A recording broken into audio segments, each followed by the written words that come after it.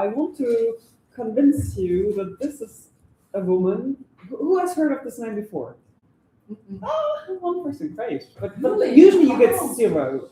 This is an unknown woman, but I think she deserves to be taken seriously. And she deserves to be taken seriously as a thinker and not just for someone who has an interesting biography, which is how some texts approach her. And we haven't planned this, but for those of you who were already here earlier today, the question of poverty, how to deal with the poor, with respect, and so on, those were really also the systematic questions at the core of Flora Tristan's thinking. I'm not I do all kinds of things, but usually I don't do like historical thinkers in the sense that I go into archives or anything, so this is all based in secondary literature. It's more like sometimes when I'm really desperate about the state of the world, I turn to history of ideas as a kind of respite. And I discovered Tristan in the context of a project on work and democracy, where we have one sub-project on the history of thinking about democracy and work. And this name just popped up again and again, well, 2 times to be precise. And I was like, okay, what exactly is behind this? So I'm going to introduce her to this woman's thought and her ideas and the systematic questions behind that. So Flora Tristan, so her dates are on the slide here, 1803 to 1844. She was mostly famous at the time for her unconventional biography. And the most famous incident was being publicly shot by her husband in a battle for divorce and custody. But she survived, but made it into all the newspapers of Paris at the time. And there are quite some biographies of her out there, and there's a novel about her and her grandson. Anyone else? No. The painter. Exactly, and there's a double biography. This is the grandmother of Paul Gauguin, but I want you to not only see her as the grandmother, but as a systematic thinker. She has done quite some travel writing, and there are not that many systematic texts, partly because she died young, as you can see here, 41. And she's not very often also read, I think, because she did not align herself with any school of the early socialists of the time, and presented herself as a pariah. And that probably also contributed to her not being read that much, because those working on Fourierism wouldn't feel the need to include her. Those are working on other schools as well. Also, especially in her diaries, she's sometimes really like you think this is an awful moral being in some ways, because she's so scornful and prejudiced about her contemporaries. And so you think, okay, what is this? But I guess I want to say, well, yes, she has these prejudices in some respects, but there's also still interesting elements in her. So this is not pure reason. This is very messy historical reality, and she's sometimes also, I would say, in very complicated constellations in this relationship to the people she writes about. Also, another reason for why she's probably not been read that much is that her kind of socialism, social activism comes from a moral perspective and also has some kind of religious background. It's a bit unclear to speak of the deity and so on, which is very different from the kind of scientific socialism, which was strictly secular, that came in the decades after her. So those are all the reasons why she may have been neglected, but here are the reasons why I think she's still worth recovering. There's one paper that reads her as a Republican critic of capitalism. My perspective, which is slightly, well, I guess it's compatible, but what I really want to emphasize is the way in which she thinks about the ethics of care, but also very practically the need for care work from a democratic perspective, in the sense that she starts from the assumption of the equal moral value of all human beings. She complains very often in her writings that the French Revolution gave everyone equal rights, but not substantive rights, and also did not do enough for women and working class people. And she really takes the political economy of care work into account in her writing, which delineates her from many later feminists who were from more bourgeois backgrounds and did not really think so much about what it means to actually raise children, run a household, and so on. The main text she wrote is from 1843. It's called The Workers' Union, and it has very gendered views, but I would argue that we can separate these gendered views from a systematic core of argumentation about how a just society that ensures dignity for everyone should organize care work. A little bit of biography. So she was born in 1803 to a French mother and a noble Peruvian father who married in Spain. Father died young. It was a religious marriage that was not recognized in France, and so the mother could not make any claims on the property of the father's family. So they lived in poverty. Tristan had to start working early. She worked in a lithography shop, married the owner. Apparently her mother very much pushed her into that marriage, had 3 children, of which 2 survived, and then wanted to get out of that situation and had this public fight for her divorce, but also for custody of her children, gets shot, and that gives her a sort of celebrity status. Then comes a period in her life on which there are fewer sources, where she worked apparently as a lady maid, lady companion. She made a journey to Peru. This one is very well documented because there are lots of diary entries from her, where she tried to claim some of the money from her father's family. Not very successful. She got a little pension. She also did a tour to England, to London, and she started writing in public. She wrote several petitions to Parliament. There were travel writings that she published, one novel. And then this book, The Workers' Union, she thought that the working class would run to her and endorse it and start unionizing, basically.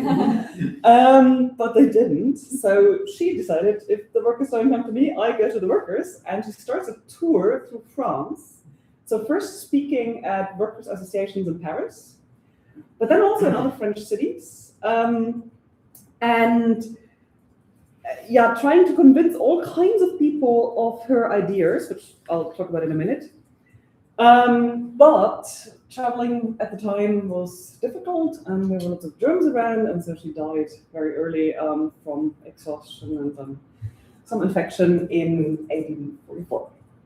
So the structure of my talk is going to be as follows. I'll start a little bit introducing the context of what she does in the Workers' Union, and then I'll look at her account of care work in the family, but also in institutions.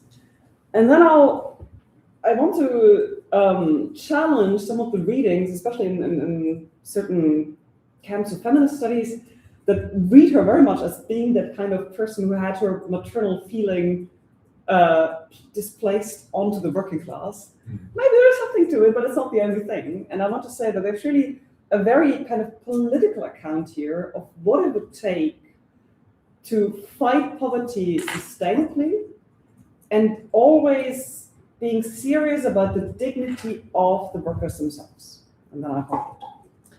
So this book, The Workers' Union, it's sometimes been quoted as being a predecessor to the Communist Manifesto, because it called for workers to unite, and there's a famous footnote that says that this workers' union should be international. So in that sense, people said she anticipated the idea of an international workers' union that Marx and Engels then became famous for, and other socialists.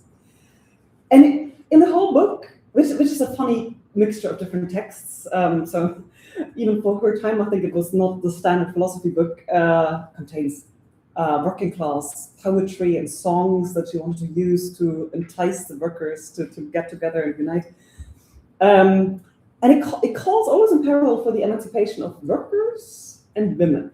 because both are, in her view, the pariahs of society, and the emancipation of both is interdependent.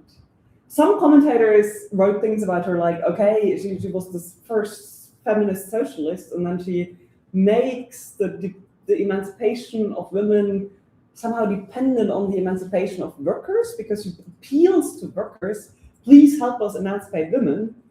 But I think systematically, it's also the other way around, that for her, the emancipation of workers also presupposes the emancipation of women, and in particular of working class women, and how their status needs to change so that the working class as a whole can be emancipated. The big proposal that she makes is that workers need to associate, and they should build what she calls workers' palaces by pooling their resources. So every working class family should contribute just a little money, and they would collect this, and then they would create associations all across the country, and in every city they would build a workers' palace. And she says that this is meant to fight poverty at its roots instead of just fighting the symptoms. And she's also very interested in the role of care work that women do for workers. And that also shines up in her travel writing. So there's a passage where she talks about a factory in London that she visited, and she sees these workers coming out of this factory after a long working day. I think it's a steel factory, so they're all covered in suit and so on. And she says, oh, why is there no woman taking care of them, offering them a warm bath and a warm meal and so on? And these poor people apparently had to sleep somewhere in a very miserable hole that the company owner afforded. She's not essentializing it in the sense of saying only women could do this, because she also says, oh, why couldn't the factory owner do more and provide more comfort in these institutionalized sleeping rooms? But her assumption is very much that this work needs to be done, and there need to be people in society who take care of others. And it's very much tied to physical bodily needs, which of course at the time was a really different story from what it is today. If you think about getting warm water and heating a home and so on. And in a way, it reminded me very much of this idea that you had in feminism in the 1970s about wages for housework, where the argument is made that paid work depends on unpaid work in the family and the household, not only in the sense of sort of the daily recovery of energies of the worker, but also in the sense of bringing up the next generation of workers. That's something that she presupposes without even discussing it, that, okay, it's necessary for workers, that there be working class families where women do the household work and bring up the next generation. But then in her analysis, she says that women are actually not in a good position in the society of the time to do this, because there are all these prejudices against women, which are propagated by the priest, the lawmaker, and the philosopher. So the priest thinks women are inferior species, the lawmaker doesn't give them full rights, and the philosopher also has all kinds of arguments for why they're not that rational and strong-willed and whatever. And they condemn women to only working in the household, denying them an education and full legal standing. Also full legal standing in case of divorce, which was her own life story, and full property rights and so on. And interestingly, she says, well, the same prejudices have been in force against working class people in the past, when we still had the pre-revolutionary feudal system. And with the revolution, we've seen that this is not true. And if you give people an opportunity to acquire skills and education and so on, they can show that they are different. And then she makes a parallel saying, give women the opportunity and they will also show that these are just unjust prejudices. So she wants women to have these rights, and then you get into this very gendered view again, because if women can't get properly educated and don't have full rights and so on, they actually fail their husbands and children. And the husbands of richer families can maybe make up for this by meeting other women and having interesting conversation partners. But these poor workers, if their women are poorly educated and fail them in their role as wives and homemakers, then they really have nobody left. That's the pictures she draws.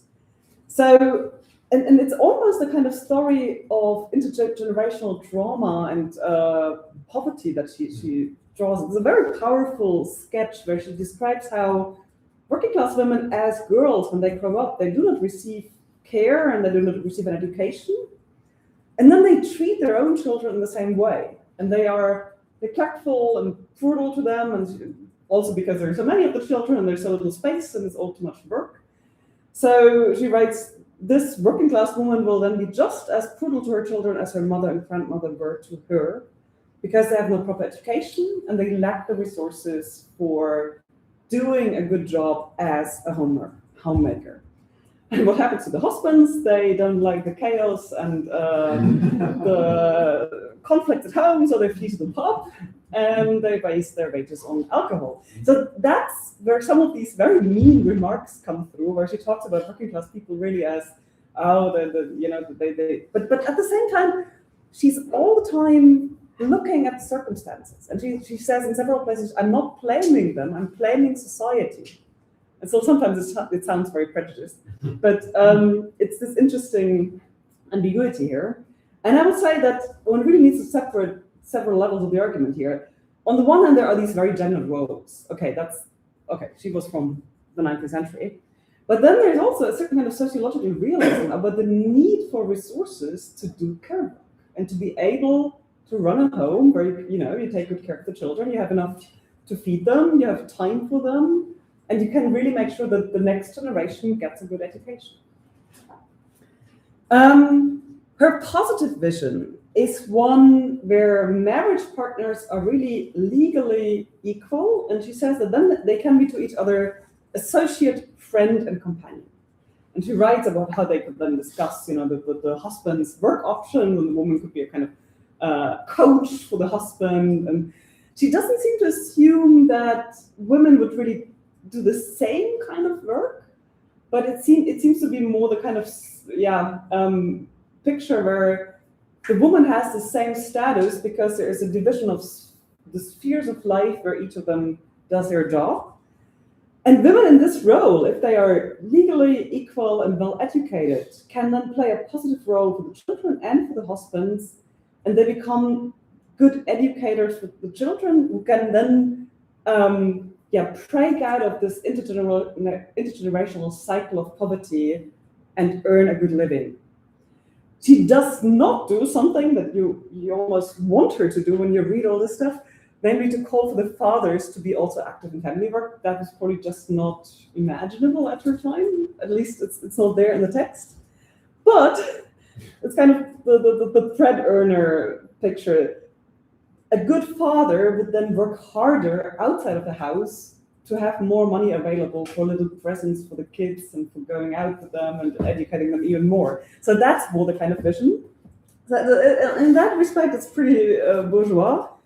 But there's a kind of egalitarian spirit in the sense that the woman would still be legally equal, and she would also have the right to work outside of the house.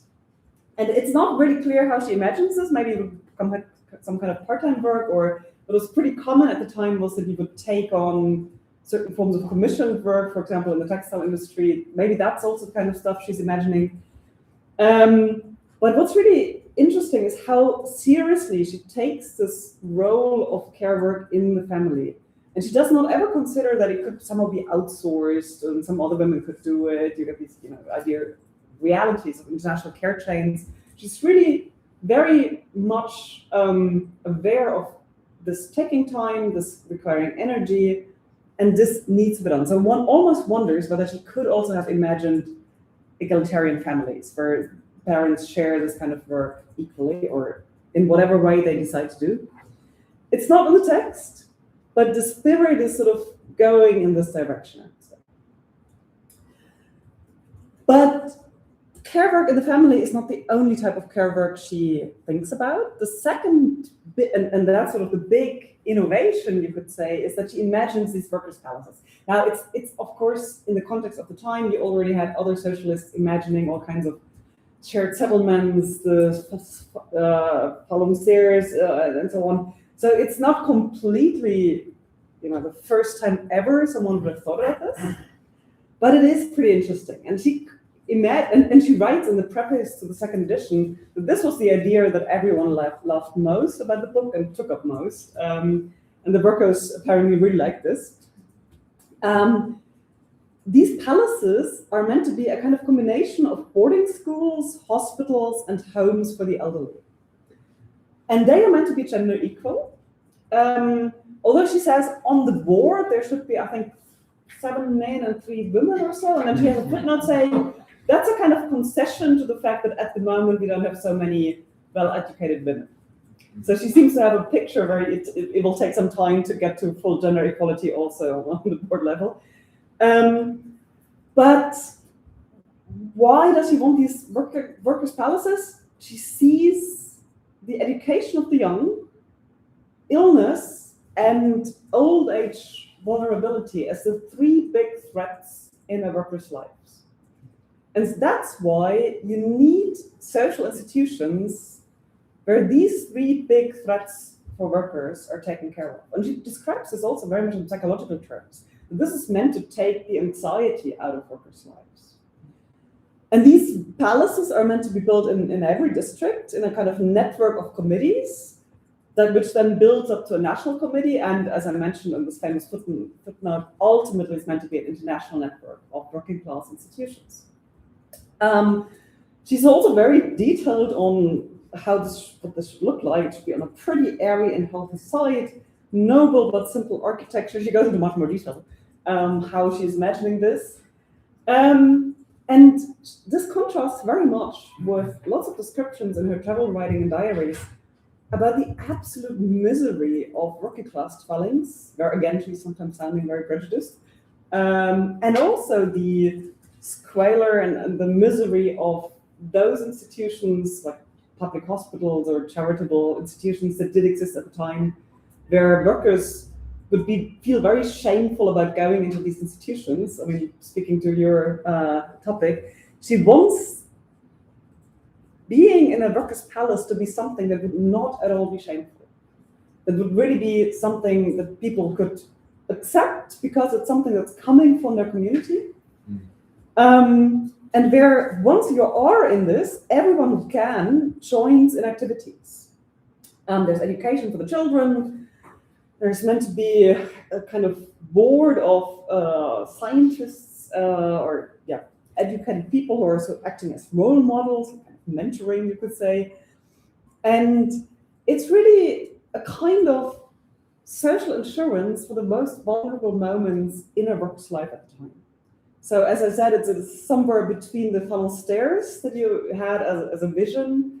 And I mean, of course, in this period, you had loads of ideas about better housing, communal living for working class people, Owen, lots of experiments and so on also. I mean, I think the ones in the US were a bit later, but it's in the spirit.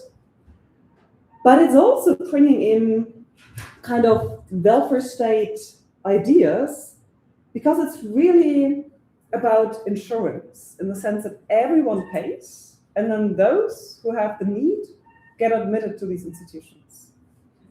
And what's really distinctive then is that she's very adamant that the members of the working class, their dignity is everything to them. And that comes one of these sentences again, where you're a little bit like, what's she doing here? Where she says, the French worker would rather starve to death than give up their dignity. And you don't know whether she's endorsing this or, or to what extent she thinks this herself, and whether she's just reacting to how she experienced the perception of her book and so on.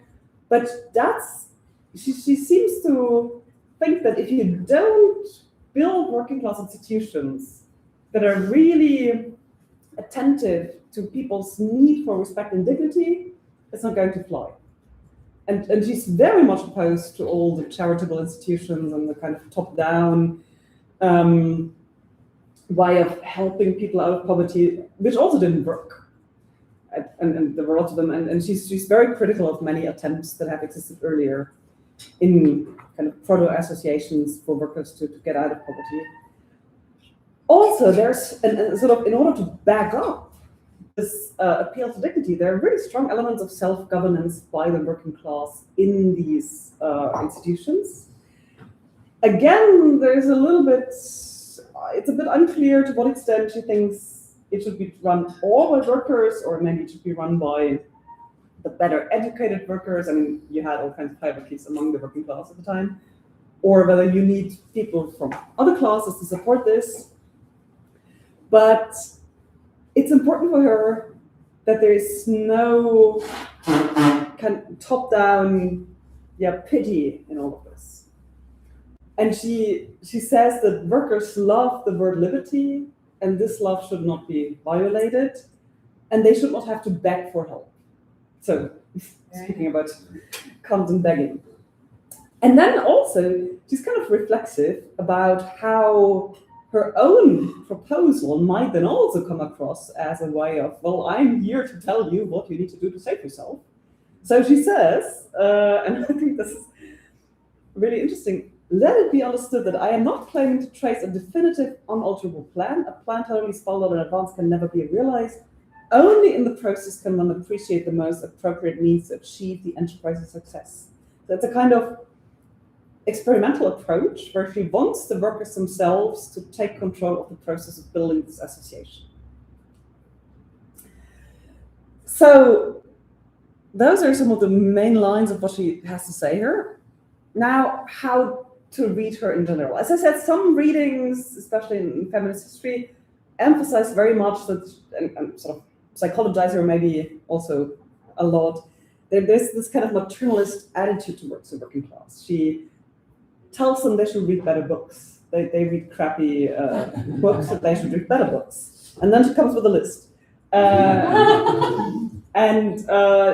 She seems to have, I mean, her own class background is really interesting because she has this aspiration to be upper class through her father's inheritance, but has lived in poverty for periods of her life. So she's sort of in between things. But sometimes she's really talking about their bad teeth and their dirty clothes in a way where you're like, oh, that's again the prejudices. And so some authors have read her really as trying to be that kind of mother to the working class. And what's interesting is that apparently in Saint-Simonist doctrines, there is a figure, and that's something I have from the secondary literature, and I had no idea of this, but there is the femme messie, so the female messiahs was a kind of idea there of someone who comes to help bring about progress. And in many of the texts, she also speaks as sister or mother in relation to the workers. So she says, in love your sister, or she says, oh, they called me mother when she departed from one of her talks that she gave. But as I already anticipated, I don't think it's doing her justice to only see this through a psychological lens, although it's interesting, of course. Because what you also get interested on is that she's actually very clear-eyed on the power relations and the need for really political strategies in order to help the workers help themselves or whatever, fight poverty really at its roots through joint action. And some of these ambiguities in her writings that I mentioned, I think have to do with the triple role that she takes on vis-a-vis the working class. So she wants to be an educator. So in that sense, there is a certain authority that she assumes. But she's also an observer. And in some of the unguarded moments in her diary, she just writes about them as she feels about it, and then you get these remarks about bad teeth and dirty clothes. And she wants to be a dialogue partner. And of course, that's actually interesting. How do you bring these different roles together? And what are the tensions between them? And if you want to be a sociological observer, you need to sort of keep back and just stay in the background, but how do you combine this with the kind of educational appeal and with being, in a second person relation, one might say, with these people. So sometimes it's really in the diaries, okay, she's invited to give a talk at this workers' association, and then it seems as if she's first sitting there, and while she's being introduced, she observes the audience, and then she enters the stage and she becomes the educator who speaks to them. Listens to them as well, but of course, she was often then the one who would do the speaking. So there's also maybe a bit of a tension between the educator and the dialogue partner, but there's certainly a tension with this more sociological role of being the observer. And that explains, I would say, some of these strange tensions that you find in the text. Let me say a bit more about the political dimension of her thinking. So in the Workers' Union and also in the diaries, she draws a parallel between the situation of the Irish and the working class in Europe. The Irish at the time had this defender, O'Connell, who was the spokesman of the Irish cause in British Parliament. And what I learned is that the Irish paid for O'Connell's salary, and apparently for a pretty decent middle-class life, by donations that came from all the poor peasant families all over Ireland. And she wants something like this also for the working class. And she wants people to pay a really good salary so that someone who's really competent would step up to this role to defend the working class. And then in one diary note, when she talks about the weavers in Lyon, and she's sort of desperate that these people are not so keen to start a union right away, she has a very interesting remark there, but also something to think about and maybe to despair about. She says, "Oh, why can't they do this like the Irish? I now see they are not yet in such a desperate situation. They're still too well off to see how much they need to unite to improve the situation." And she doesn't expand on that. This is just, as I said, a diary entry. We don't know whether this was ever intended for direct publication because she died before she would be able to finish this. But that was her idea. There needs to be, this spokesperson that can really take on the role. And she never even considers the possibility that that could be her. She speaks about this person in a male pronoun. So she seems to have thought that this needs to be a man in order to really make the case in the male-dominated political environment at the time. She's also very pragmatic when it is about winning support for this cause. She has really fun to read entries about how she talks to the bishops of some of these cities about the cause of the working class and how they do receive her, but they don't really get it. And she also reflects a lot on, should the workers start violent uprisings? Would that really help? But she's pretty skeptical because a couple of years earlier, there had been violent uprisings in Lyon, and they had backfired in the sense that the government brought in the police and they were really crushed, and it did not improve the working class situation. So she seems to be more in favor of a pragmatic way of the working class helping itself to become stronger politically by, as I said, pooling resources. So she wants this collection of money. And the reason is that she argues the formal rights that the French Revolution gave workers are not enough if inequality is so huge and the workers have so little compared to others. Because the asymmetries are just too huge. And in the diary entries, she brings in a number of rights. Some of those are already in the Workers' Union, but then in the diaries, she discusses this more. She speaks about a right to work as a right to earn an income, because that would make workers politically independent, because they would know that they can always earn an income. She speaks about the right to live physically, the right to be educated, the right to daily bread, and there she's very explicitly kind of Republican. This would be a right to independence. It has some kind of UBI vibes in the sense of if people had a right to daily bread, they could also pick whom to work for. They would not depend so much on workers, and that would really create the kind of power base for the working class to move out of poverty and to move out of all these constellations where their dignity is undermined because they have to beg or they have to bow because they need work from someone else.